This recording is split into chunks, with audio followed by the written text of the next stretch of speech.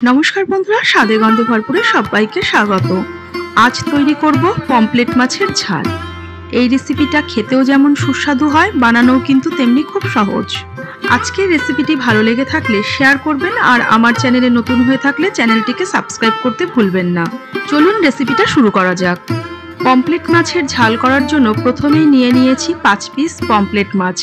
আমি এখানে মিডিয়াম সাইজের পমফ্রেট মাছ নিয়েছি, আপনারা ছোট বড় যেরকম খুশি নিতে পারেন। পমফ্রেট মাছ যখন আমার বাড়িতে আনা হয় তখন কিন্তু কখনোই বাজার থেকে আমি কাটিয়ে নিয়ে আসি না, বাড়িতেই মাছটা কেটে নিই। খুব সহজেই বাড়িতে কিভাবে মাছটা কাটা যায় সেটাই আমি এখানে আপনাদের সাথে শেয়ার করলাম। আজকাল আমাদের সকলের বাড়িতেই কিন্তু রান্নাঘরে একটা কাঁচি থাকে।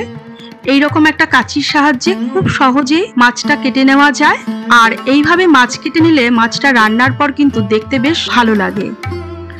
সব মাছগুলো কাটা হয়ে গিয়েছে, এবার পরিষ্কার করে মাছগুলোকে ধুয়ে নিয়ে আসবো। মাছগুলো ধুয়ে নিয়ে আসার পর মাছের মধ্যে অর্ধেকটা লেবু মাখিয়ে নিচ্ছি। লেবুর রস দিয়ে মাছটাকে এইভাবে মাখিয়ে নিলে মাছের মধ্যে যে একটা আষ্টে গন্ধ থাকে সেটা কিন্তু আর থাকবে না। লেবুর রসটাকে মাখিয়েও মাছটাকে আমি আরো একবার ভালো করে ধুয়ে নেব।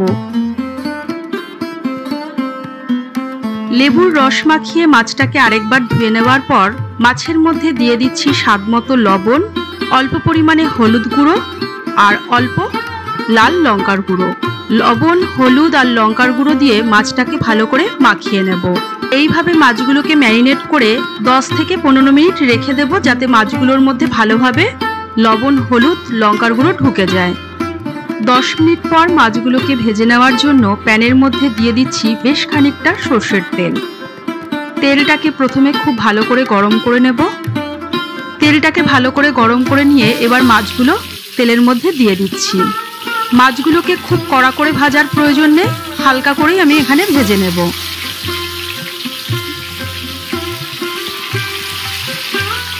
আর মাছ সবসময় মিডিয়াম ফ্লেমে ভাজবেন, তাহলে মাছটা খুব ভালো করে ভাজা হয়। আর জোরে আঁচ দিয়ে মাছ ভাজলে ওপর থেকে ভাজা হয়ে যায়, ভেতর থেকে কিন্তু মাছগুলো কাঁচা থেকে যায়। মাছগুলোর একটা দিক ভাজা হয়ে গিয়েছে, এবার এক এক করে উল্টে দিচ্ছি। অপর পিঠটাও ঠিক একইভাবে আমি ভেজে নেব।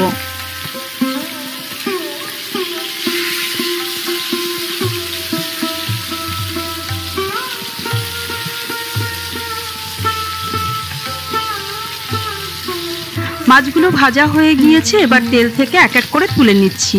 এইভাবে আমি বাকি মাছগুলো ভেজে নেব।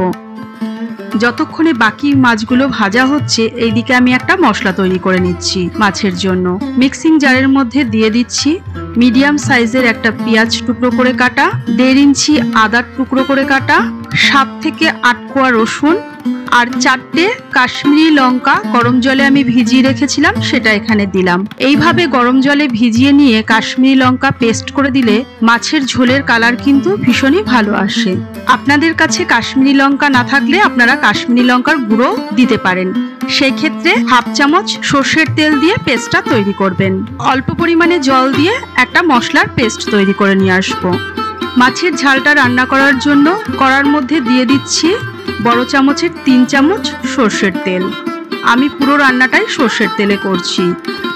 তেলটাকে ভালো করে গরম করে নিয়ে তেলের মধ্যে দিয়ে দিচ্ছি ছোট চামচের 1 চামচ জিরে, 1 টুকরো দারচিনি, 2টো ছোট এলাচ আর একটা লবঙ্গ।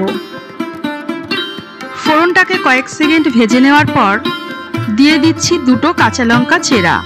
কাঁচা লঙ্কা চেরাটাকেও কয়েক সেকেন্ড একটু ভেজে নেব।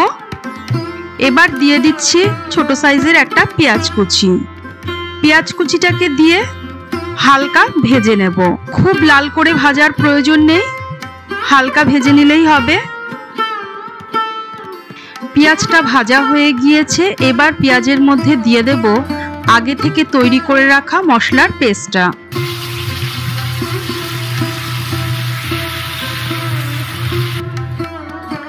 বাটা মশলাটাকে মিনিট 2 সময় নিয়ে আমি কষিয়ে নেব।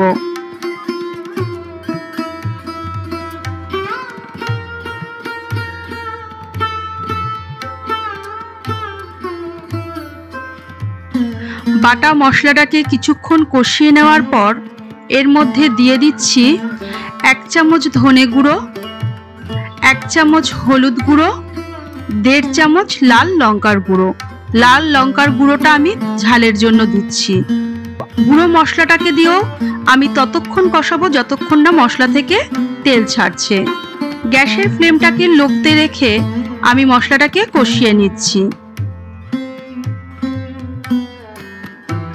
গুঁড়ো মশলাটাকে দিয়ে কিছুক্ষণ কষিয়ে নেওয়ার পর মশলার মধ্যে দিয়ে দিচ্ছি বড় চামচের 2 চামচ ফেটিয়ে নেওয়া টক দই। টক দইটাকে দেওয়ার সময় সবসময় গ্যাসের ফ্লেমটাকে লোতে রাখতে হবে, না হলে টক দইটা ফেটে যেতে পারে। টক দইটাকে দিয়েও আমি আরো মিনিট খানেক মশলার সাথে কষিয়ে নেব। এইভাবে মশলা কষিয়ে কষিয়ে মাছের ঝোল বা মাছের ঝাল রান্না করলে তার স্বাদ কিন্তু ভীষণই ভালো হয়। সব মশলাগুলো আমার এখানে কষানো হয়ে গিয়েছে। এবার মাছের ঝালটা রান্না করার জন্য দিয়ে দিচ্ছি পরিমাণ মতো গরম জল। খুব বেশি গরম জল এখানে আমি দিইনি, কারণ এটা মাছের ঝোল হবে না, মাছের ঝাল হবে। হাফ গ্লাস মতো গরম জল আমি এখানে দিয়েছি। ঝোলটাকে কিছুক্ষণ ফুটিয়ে নেব। পমফ্রেট মাছের আরেকটি রেসিপি আমার চ্যানেলে দেওয়া আছে, আমি লিঙ্কটা আপনাদের সাথে শেয়ার করে দেব। এবার দিয়ে দিলাম স্বাদ মতো লবণ।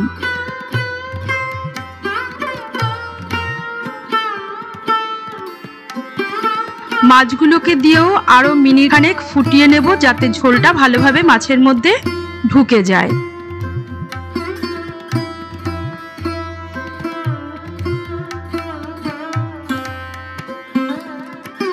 মাছগুলো ফুটে গিয়েছে ঝোলের সাথে। এবার নামাবার আগে দিয়ে দিচ্ছি 1 মুঠো ফ্রেশ ধনেপাতা কুচি।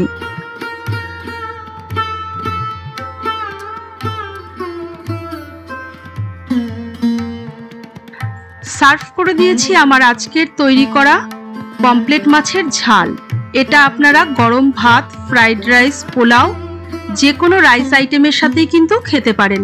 আবারও ফিরে আসবো নতুন কোনো রেসিপি নিয়ে।